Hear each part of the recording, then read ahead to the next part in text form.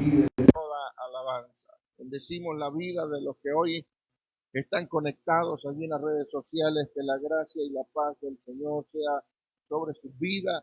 De la misma manera, bendecimos la vida de los que hoy están presentes, que la gracia del Señor, el conocimiento, la sabiduría pueda estar en cada uno de los que hoy estamos acá. Creemos de una de otra manera de que Dios nos ha hecho una cita especial para edificar nuestras vidas.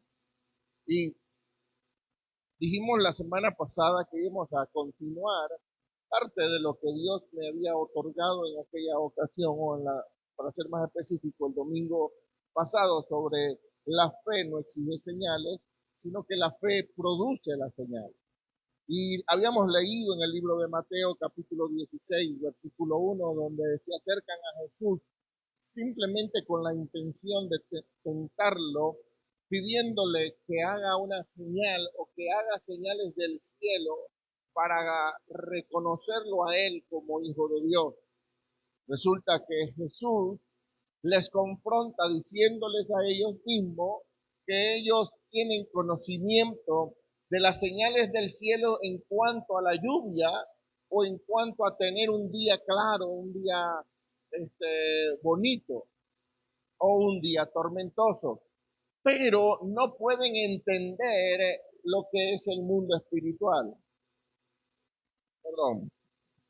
Entonces, vemos a Jesús dando una confrontación a un grupo de gente religiosas, conocedoras de la escritura en cuanto al ambiente espiritual.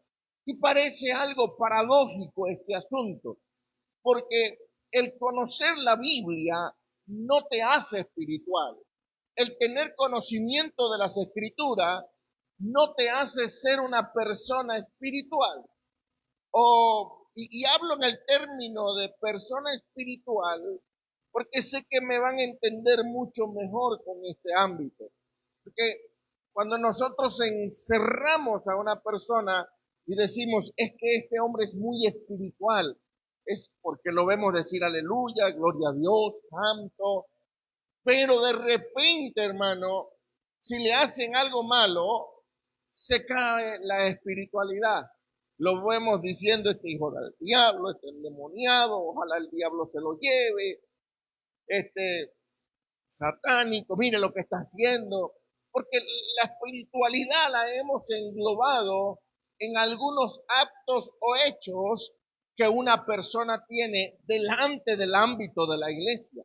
Y no tiene nada que ver la espiritualidad con los asuntos que usted puede expresar. La espiritualidad de un creyente va mucho más allá. Creo y considero que va ligada a la madurez que una persona va adquiriendo en el transcurrir del tiempo que va viviendo con Cristo por dentro. El tiempo que tú tienes permitiéndole a Cristo estar dentro de ti produce una madurez, y esa madurez te lleva a un ámbito espiritual el cual te da acceso a lugares, a personas, a ámbitos y a conocimientos. Entonces, Jesús estaba debatiendo particularmente con un grupo de personas que tenían conocimiento de lo que eran las escrituras para aquel tiempo, pero estas mismas personas no tenían el conocimiento de interpretar un ámbito espiritual. Por lo tanto, ellos se acercan pidiéndole a Jesús una señal, y lo único que Jesús le dice, la única señal que se le será dada será la señal, y ahí lo leemos, vamos a leerlo en el último versículo, capítulo 16, versículo 4 de esta historia. La generación mala y adúltera demanda señales, pero señal no le será dada, sino la señal del profeta Jonás. Y dejándoles, se fue. Mire, a veces pensamos que nosotros tenemos que darle claridad de todos los asuntos espirituales o bíblicos a cada una de las personas que se nos acercan. Y yo meditaba en esto y me daba cuenta, hermano, que qué difícil es enseñarle a alguien que no quiere aprender. Qué difícil es tratar de enseñarle a alguien algo que él no lo quiere recibir. Esta gente no quería recibir a Cristo. A Jesús se le iba a hacer complicadísimo explicarles a ellos que Él era el Cristo. Porque ellos lo que andaban buscando era una señal del cielo, cuando ya lo escrito les había enseñado quién era Él. Por eso, en uno de los debates que el Señor tiene con ellos, le dice: vosotros escudriñáis las Escrituras, porque os parece que en ellas tenéis vida eterna, y ellas son las que les dan testimonio de mí. Y ahí Jesús no le estaba dando un mandamiento. Lo que hemos estudiado un poquito más allá, sabemos que Jesús estaba dando un reproche, una reprensión, y les decía a los escribas y a los fariseos que debatían con él, les decía: ustedes estudian, ustedes escudriñan las Escrituras, porque creen que las Escrituras les va a proveer a ustedes de la vida eterna. Y lo que no se han dado cuenta es que esas Escrituras los está enviando a mí, el único proveedor de vida eterna. Y ustedes los están rechazando. Lo mismo estaba pasando acá. Señor, danos una señal del cielo para saber que tú eres un enviado de Dios. Y el Señor le dice: la única señal que les va a ser dada es la señal de Jonás. ¿Y cuál era la señal de Jonás? La señal de Jonás era la muerte. Jonás tuvo que morir, estar 3 días en el vientre de un pez y luego fue echado al frente de la ciudad a la cual se le mandó a predicar. Y la señal que le iba a ser dada a esta gente era la señal de la muerte de Cristo. ¿Y cómo murió Cristo? Cristo murió en la cruz del Calvario, luego al tercer día resucitó. Era la única señal que le iba a ser dada a estas personas. Y hay una lectura impresionante en el libro de, vamos a ubicarnos, en el libro de Primera de Corintios, capítulo 1, perdón, el libro de Hechos, capítulo 15, versículo 1.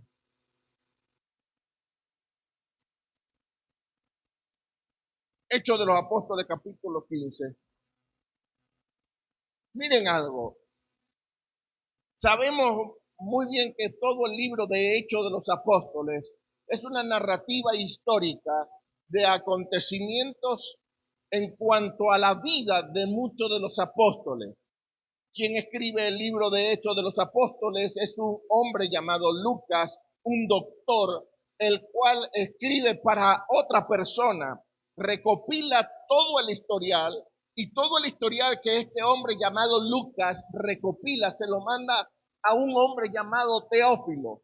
Le dice: oh amadantísimo Teófilo, aquí te envío todas las cosas que pude yo recoger. Y él recoge, hace una recopilación de todos los acontecimientos que vivieron los discípulos, los apóstoles del Maestro. Entre ellos es el mismo libro de Lucas, es una recopilación enviada a Teófilo. Y el libro de Hechos de los Apóstoles, la segunda carta que escribe este hombre para enviársela a Teófilo. Y en esa recopilación histórica viene una narrativa que me llama la atención por causa de parecerse mucho a los acontecimientos que tenemos entre nuestra era, en nuestro tiempo, con gente que sabe la palabra, que conoce la palabra, pero quiere pelear por medio de la palabra para que se implante un pensamiento que a ellos culturalmente se les hacía legal o se les hacía bíblico. Cuando vemos esta historia, yo quiero concientizarte en algo, porque dentro de las Escrituras hay diversos pensamientos referentes a quiénes eran los judíos en cuanto a la cruz y quiénes eran los griegos en cuanto a la cruz.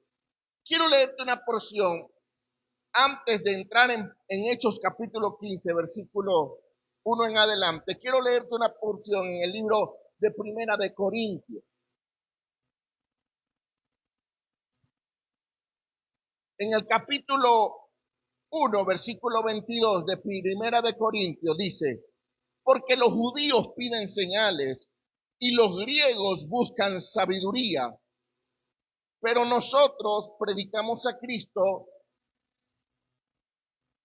crucificado. Para los judíos ciertamente tropezadero y para los gentiles locura. Dos cosas fundamentales escribe el apóstol acerca de la ideología que manejaban los judíos, los griegos, que son denominados gentiles, también dentro del ámbito ideológico. Los judíos dice tropezadero y a los griegos le dice, para ellos la cruz es una locura, para los judíos es un tropiezo, para los griegos y los gentiles es una locura. Entonces, nos vamos ahora a la historia en la que les acabo de mencionar en el libro de Hechos de los Apóstoles, capítulo 15, versículo 1, donde vemos a los judíos ya convertidos. Quiero hacerte una narrativa para que vayas introduciéndote en el pensamiento en el cual te quiero llevar. ¿Por qué tropezadero para los judíos y por qué locura para los griegos? En primera instancia, la cruz era tropiezo para los judíos porque para ellos se le hacía imposible de que su Salvador fuese a morir en una cruz. El motivo era que ya había sido establecido en los escritos antiguos que todo aquel que muriera en una cruz o sea colgado en un madero sea maldito. Entonces ellos al ver la cruz ven maldición. Cuando ellos ven la cruz, los judíos, cuando ven la cruz, lo que ven es maldición. Lo que ven es peligro. Lo que ven es condenación. Dígame usted, bajo el pensamiento judío, si usted está delante de la cruz, ¿qué podría usted catalogar? No está viendo a Cristo, no, usted no está viendo a Cristo, usted no está viendo al Hijo de Dios, ni está viendo al Redentor, usted está viendo una persona crucificada. ¿Qué podría pensar usted acerca de esa persona que está siendo crucificada? Yo estoy más que seguro que si nosotros estuviéramos al pie de la cruz, estuviéramos viendo a un delincuente siendo crucificado, estuviéramos viendo a una persona que cometió delitos siendo crucificado. ¿Por qué? Porque todo reo a muerte en cruz era por causa de algo delictivo en el ámbito donde se vivía. Por eso la palabra de la cruz o la cruz para los judíos era un tropiezo. Ellos no veían a Cristo como el Mesías por causa de la forma en que murió. Era difícil. Si no lo llegaron a ver como Mesías, estando en vida y promoviendo todos los milagros que promovió, menos lo iban a aceptar estando en una cruz. Y luego viene el segundo grupo de personas que son los griegos o los gentiles. Y en cuanto a los griegos y a los gentiles, le parece locura. Locura porque la salvación no se produce por medio de muerte para ellos. Para ellos la muerte no podía producir nada. La muerte era el final de todas las cosas. Ellos basaban todos sus conocimientos con la lógica, con la sabiduría, tratar de entender las cosas. Ellos no tenían reglas y leyes como las tenía el pueblo judío. Ellos tenían conceptos totalmente diferentes y distintos al pueblo judío. Por lo tanto, eran dos pueblos totalmente opuestos el uno al otro, pero el uno no creía en Cristo por la forma en que murió y los otros no creían en Cristo porque de la muerte no se produce nada. Y cuando se le presentan a Cristo como el dador de la vida y el que podía traer solución a la paga del pecado, ellos dicen, esto es una locura, no podemos creer en este asunto. Pero llega la oportunidad en que gente terminan siendo entendidas en quién es Dios para ellos, quién es Cristo para ellos, y creen.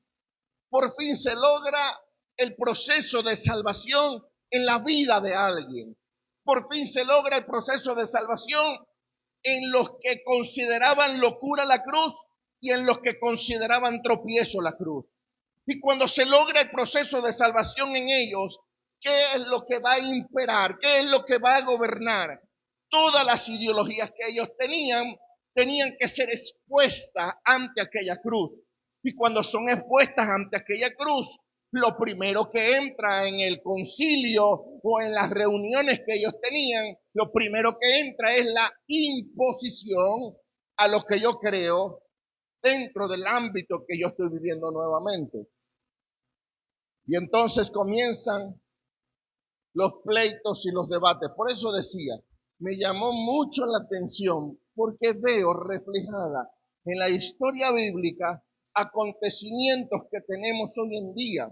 Dice, entonces algunos que venían de Judea enseñaban a los hermanos, si no os circuncidáis conforme al rito de Moisés, no podéis ser salvos. Dice que venía gente, cuando se conseguían a los creyentes, le decían, si ustedes no se circuncidan, no van a poder ser salvos. Sé que la salvación lo estaba produciendo algo y no alguien. Esto es lo que yo he denominado durante mucho tiempo, para los que me han escuchado, otorgarle poder salvífico a algo que no salva. Yo no le puedo otorgar poder salvífico a una ropa. Yo no le puedo otorgar poder salvífico a un cabello. Yo no le puedo otorgar poder salvífico a un objeto. Tengo que tener la claridad de lo que la Biblia dice sobre quién es el único que puede producir salvación en el hombre. Todas las demás cosas son frutos de lo que está dentro de mí. ¿Estamos claros en este asunto? Todas las demás cosas, todo lo que yo voy a expresar, la forma en la que yo me voy a vestir, la forma en la que yo voy a hablar, la forma en la que yo voy a actuar delante de una problemática, delante de un pleito, delante de una discusión, todas esas cosas son simplemente fruto de lo que me habita. Si a mí me habita Cristo, entonces yo voy a producir delante de la gente lo que Cristo realmente quiere que yo produzca. Entonces hubo una enseñanza de parte de los judíos a la gente gentiles griegos que se estaban convirtiendo y les estaban diciendo, si a ustedes no se circuncidan, no va a haber salvación en sus vidas. Como Pablo y Bernabé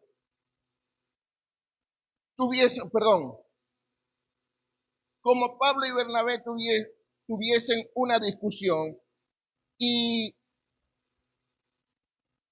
contienda no pequeña, que, mire, me encanta cómo lo dice, porque cuando Pablo y Bernabé comienza a hablar con la gente que le estaba diciendo, ¿saben?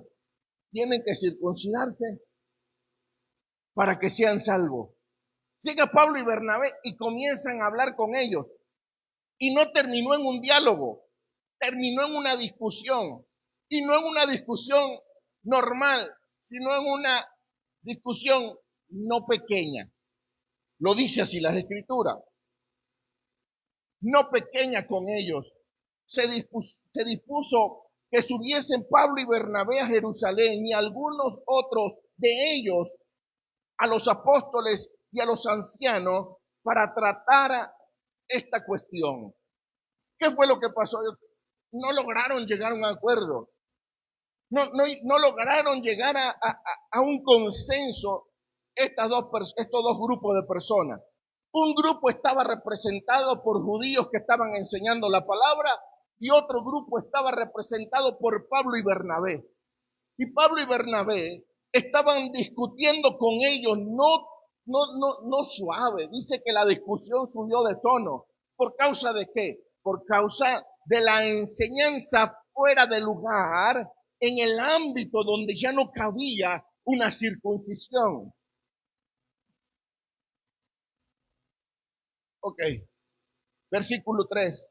Ellos pues, habiendo sido encaminados por la iglesia, pasaron por Fenicia y Samaria, contando las conversiones de los gentiles. Dice que comenzaron a caminar, recorrieron las ciudades, pasaron por algunas ciudades en las que comenzaron a decir, ¿sabes qué? Se están convirtiendo los gentiles, la gente que razona, la gente que le gusta la sabiduría, la gente que le gusta tener entendimiento de todas las cosas, la fe lo ha improntado y la gente comenzó a alegrarse por aquel asunto. ¿Quién no se regocija? Dígame usted. ¿Quién no se alegra? Cuando sabemos de que se están convirtiendo masivamente personas que nunca consideramos que se iban a convertir. Por ahí escuché, no sé si sea verdad o sea mentira, pero llegaron a decir, Ricky Martin se convirtió a Cristo. Y todo el mundo, ¿cómo ve a Ricky Martin? Lo ve como un pecador, lo ve como un mundano, pero si se llegara a convertir realmente, ¿qué haríamos nosotros? O sea, ¿qué posición tendríamos delante de esto? De repente dicen, lo voy a poner al extremo venezolano para que no se sientan algunos ofendidos. De repente dicen, Nicolás Maduro Moro se convirtió a Cristo. ¿Cómo se sentiría toda la gente que ha deseado la muerte de este hombre? ¿Cómo se sentiría todo aquel tipo de persona que ha querido, por sueño, por visión, por revelación, por caída de fuego del cielo o por profecía, pararle el corazón a este hombre? Nos sentiríamos entre la espada y la pared. ¿Cómo hacemos? Cristo lo ama, al igual que nos ama a todos nosotros. No, pero Él es pecador, él es más malo que todos los malos sobre la tierra. No se trata de un asunto de lo que Él es, se trata de un asunto de lo que el Señor hace en la vida de una persona, en la vida de un creyente.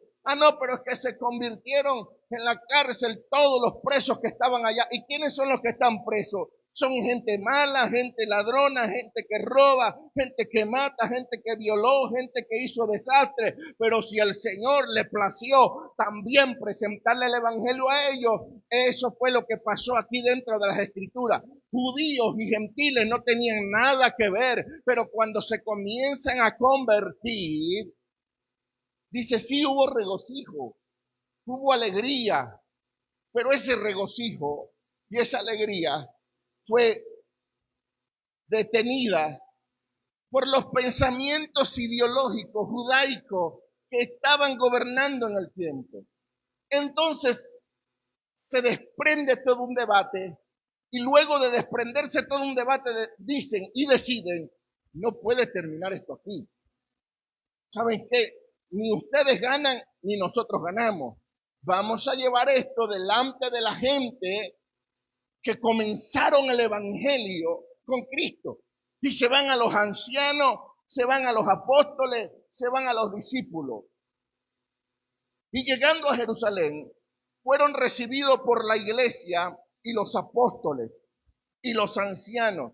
Y refirieron todas las cosas que Dios había hecho con ellos.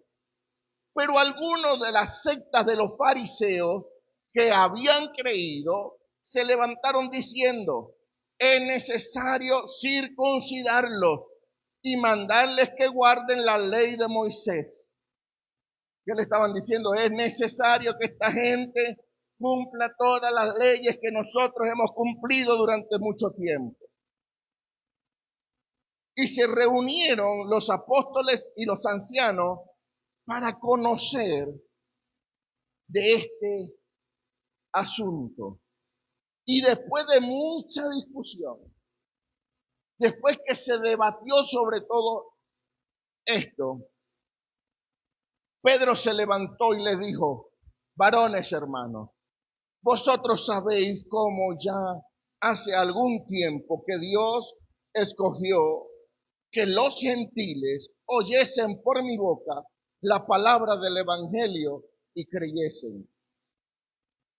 Y Dios, que conoce los corazones, le dio testimonio, dándole el mismo Espíritu Santo, lo mismo que a nosotros. O sea, son dos pueblos diferentes, tienen dos culturas distintas, uno tiene la ley arraigada, otros no conocen ni una papa de la ley.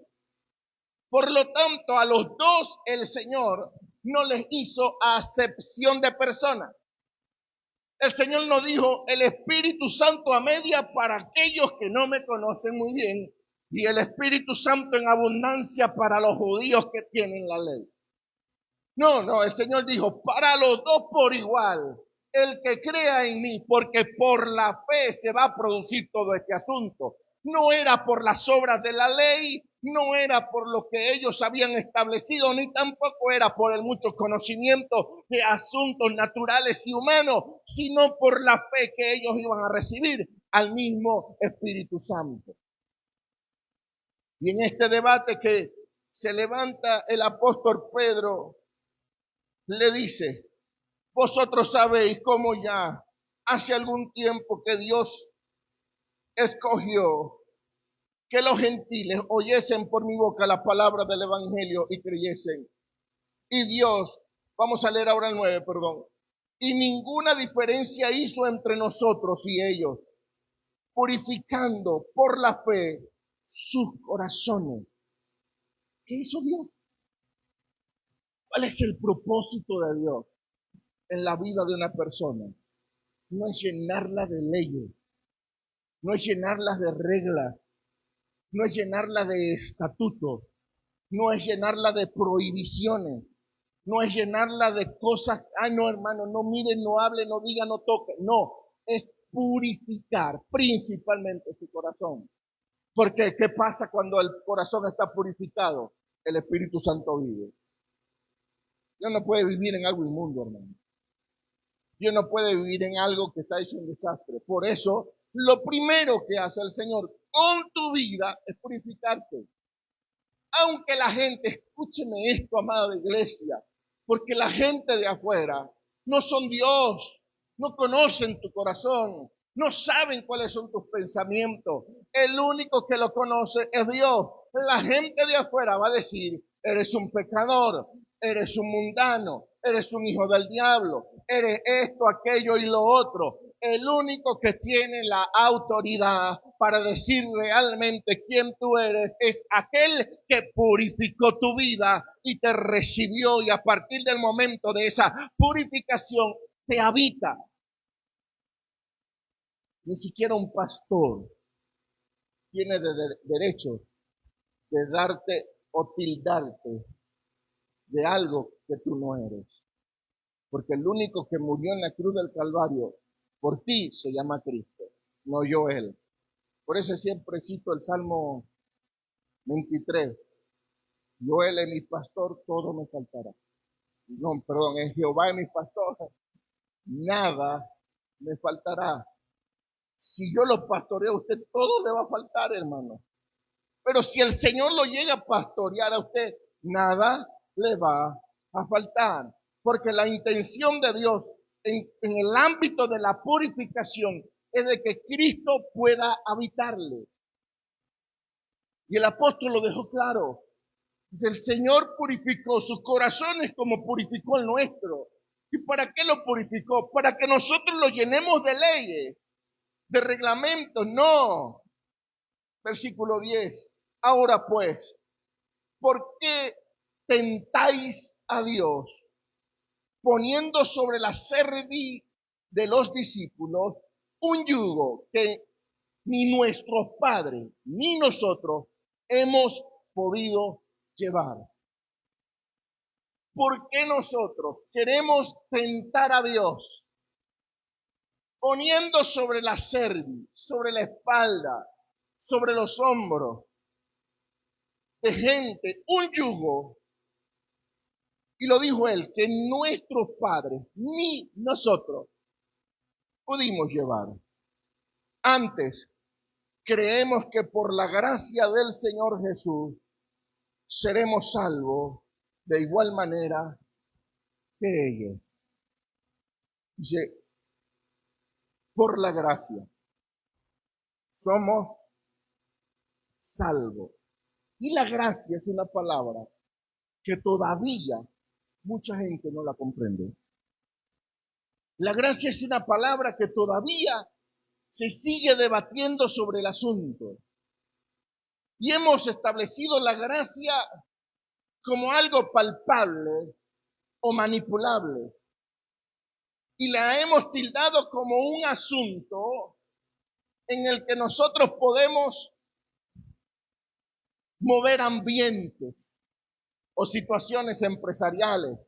No es que yo tengo una gracia para los negocios, pero cuando la Biblia me habla de que por gracia soy salvo y yo le quito cualquier título a esa gracia y le pongo que la gracia no es algo, sino alguien, entonces cambia todo.